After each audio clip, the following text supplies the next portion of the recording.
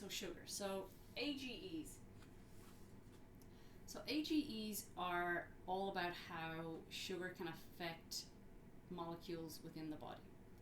So elevated blood sugar levels. So if you get up in the morning and you get up, you have a coffee, and then next of all you have a bowl of cornflakes. You get to the office, there's a croissant there, you have the croissant. An hour later you have another cup of coffee. Then you're wandering around the office, and then someone offers you a donut, you have that. And then this just whole energy up, energy down. You're just crashing. You're feeding yourself high sugar foods, caffeine to get you through the day, bring you up, and then you drop back down. So you want to control that. So these blood spikes of sugar can cause a reaction called glycation. So glycation is a biological process where the sugars bind to proteins and certain fats. And what happens is those protein or fat molecules change shape. Okay? So they don't function as well.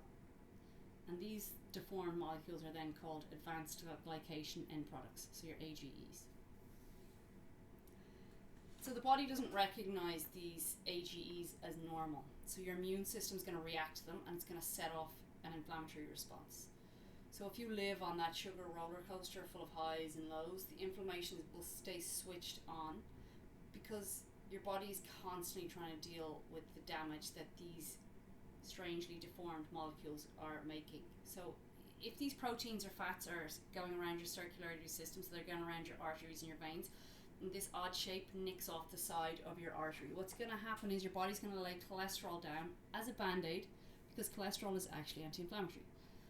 So this cholesterol is then going to be laid down on the artery, and then as your blood circulates, anything that's in your blood might stick to that cholesterol, and then every time blood circulating around, something else will stick, and then something else will stick, and then that's what your blockage is. So the cholesterol is laid there as a band-aid to reduce inflammation and just plug that hole that's been damaged by different molecules. And that's the problem, because cholesterol is needed in the body.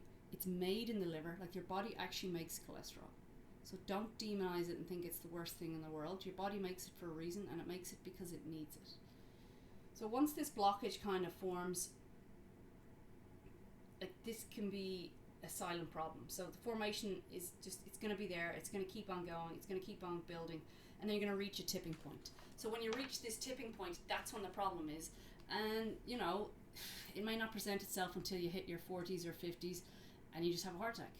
You didn't even know about it.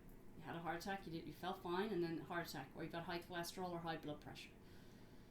So the medical literature will tell you to have a full medical once you kind of hit 40 years of age, when the damage has been done in the making for the past 10, 15 years. So that's why I look to get a C-reactive protein test in your late 30s, kind of early 40s, because you want to have an idea of what's going on. And the problem with today's eating habits and perceived stressful lives is that, like, inflammation may already be occurring in your cardiovascular system because of the AGEs, but you don't know about it. So the earlier that you can identify the problem, the easier it is to fix. So there seems to be a link between the alterations in gut microbes and the development and proliferation of your AGEs. So the better ratio of good to bad bacteria you have in your gut, the less AGEs you're going to produce. So you've got your good bacteria, you've got your so-called bad bacteria. We need them all. So these strains, that if they become uncontrolled, and they will lead to ill health in the body.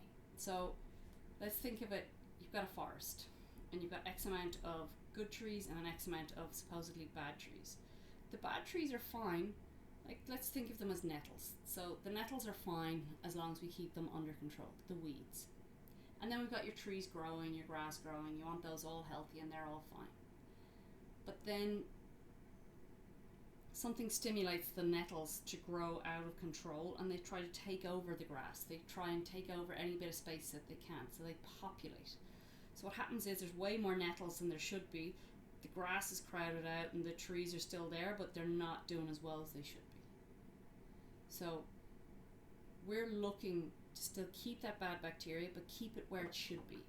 And how to do this is what you feed your bacteria. So bad bacteria love sugar. They love processed crap. Where good bacteria want to have fibre. Fibre is what feeds them, and then your good strains of bacteria are going to be found in fermented foods.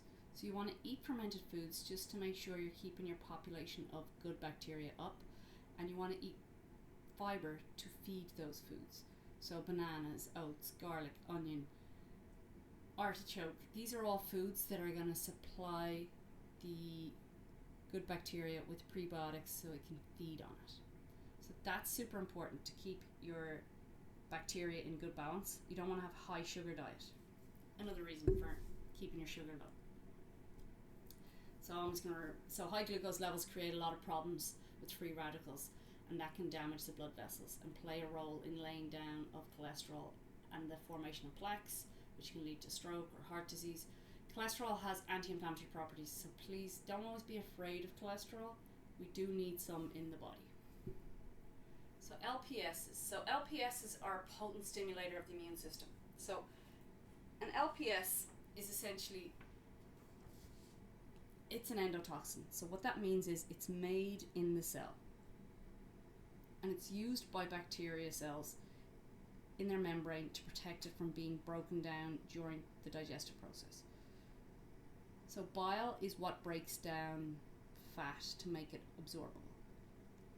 And bile can break down bacteria cells if they're not protected. So the bacteria cells produce this LPS to protect themselves from being broken down in the gut. So 50 to 70% of LPL bacteria are found in gut bacteria.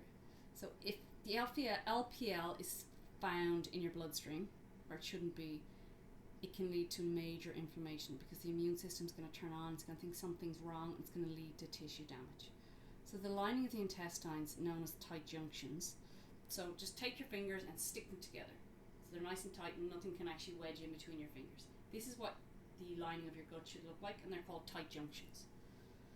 And these tight junctions are what keep LPS out of your bloodstream. So if for any reason, like stress, different medications, lack of health promoting foods or irritating foods like sugar or gluten, environmental toxins, lack of sleep, for any of these reasons, if your junctions kind of open up, so your fingers kind of open up and molecules can pass through, LPS can pass through into your bloodstream. And once it gets into your bloodstream, your immune system is going to fire and inflammation is going to skyrocket. So the body's immune system is always going to try and control that. But this inflammation is going to damage the tissues. So high levels of LPS in your blood are signs of inflammation in the body. So you can get a blood test to test your LPS, and that's going to tell you that there's a lot of inflammation in the gut or not. And it's just going to say that the tight junctions have been breached, and this can lead to a condition called leaky gut or intestinal permeability. The problem with LPS as well is they've been shown to decrease the benefits of BDNF. So this is a molecule that's used in the brain to control inflammation. So if there's high levels of LPS in your body floating around where it shouldn't be, it can decrease the beneficial molecule BDF that's used to help to control inflammation in your brain. So if you've got high levels of LPS, it could mean that you've got high levels of inflammation in your brain. But again, we can't really test your brain because we can't crack it open.